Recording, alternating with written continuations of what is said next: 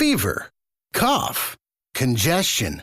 When the symptoms keep coming, but you've got to keep going, you can rely on Mucinex Fast Max All-in-One.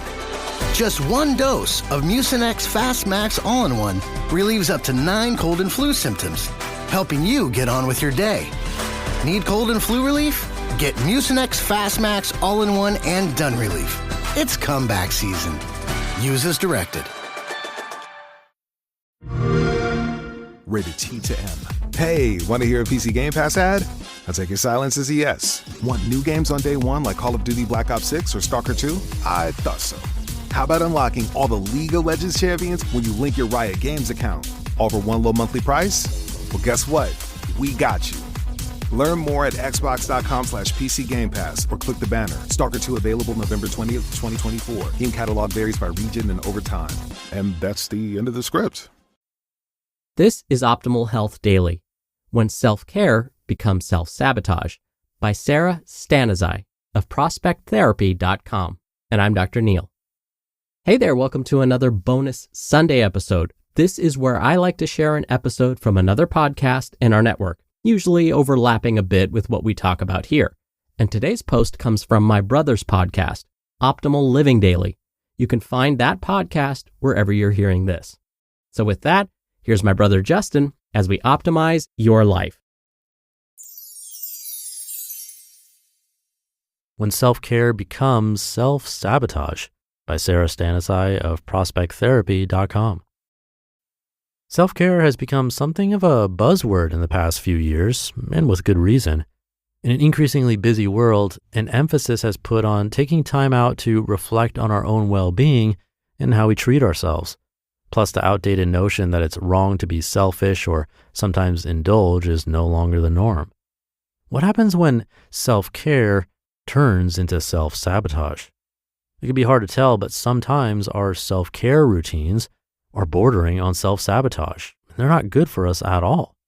While it is essential to treat yourself from time to time and also create an environment that isn't toxic and burning you out, it's just as important to recognize when your habits start holding you back. Let's take a look at a few examples of everyday self-care routines that can border on self-sabotage if they're done too frequently or for the wrong reasons. Enjoying a drink after a long day. We've all been there. After an exhausting day, sometimes nothing sounds better than popping the cork on a bottle of wine and just relaxing.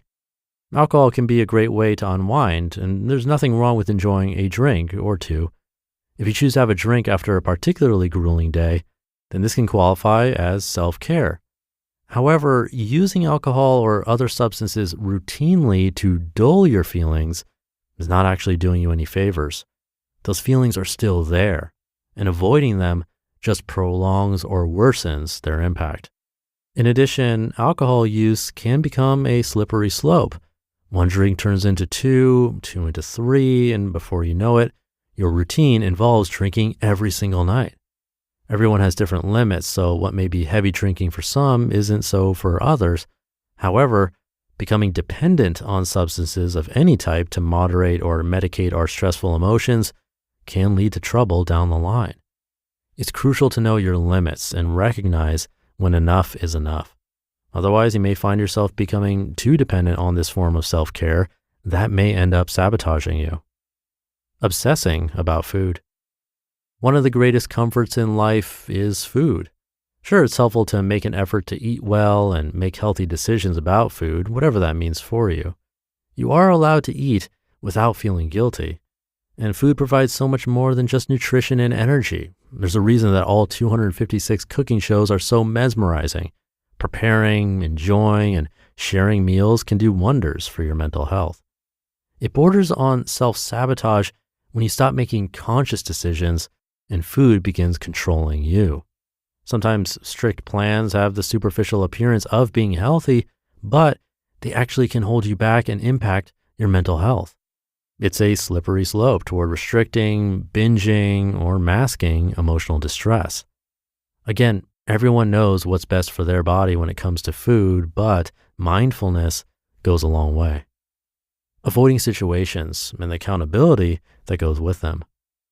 Let's say you had a big fight with your best friend. You need time to cool off, so you avoid their calls and texts. You might even avoid the situation altogether and eventually end the friendship because, well, self-care. And this is okay to an extent. You're allowed to take time to process your emotions. Furthermore, it's for the best to temporarily avoid contact to ensure that you don't say anything hurtful out of anger. It becomes problematic when you continuously ignore the situation long after it occurred. You're sabotaging yourself when you don't develop the skills to repair a relationship. This means taking accountability, giving an apology, and accepting where your growth happens. Sure, no one enjoys conflict, and yet it's a part of life. It is inevitable whenever we attempt to have relationships with other people. At times within a relationship, you have to question whether this is a hill you're willing to die on. Ultimately, the sooner you resolve the issue, the better you'll feel. However, if you continue to ignore the situation, you may lose someone important to you for good. And that's not fair to you nor the other person. Rest versus stagnation. No doubt about it, our culture values productivity.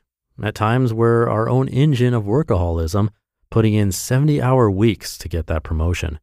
Other times, we're at the mercy of economic forces outside of ourselves, working 2 jobs to make ends meet. Whatever it is that drives us, it is important to get a good night's sleep and take the time to pause and, at times, just do nothing in order to manage our health and our mood. In this kind of environment, it can be hard enough to make ourselves rest. It is an important goal if you're always on the go. Take note, however, if you stop being able to deliberately choose when you rest and when you get to work.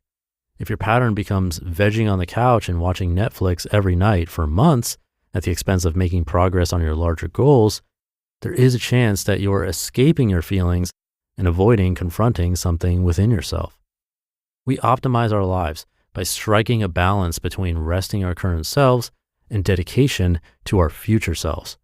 If you're not willing to stop or at least slow down, you'll inevitably find yourself equally unable to take action or get motivated.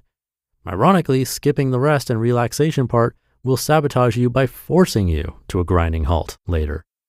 If you feel like you may be losing touch, there is no shame in seeking professional help to get your routines and priorities back on track.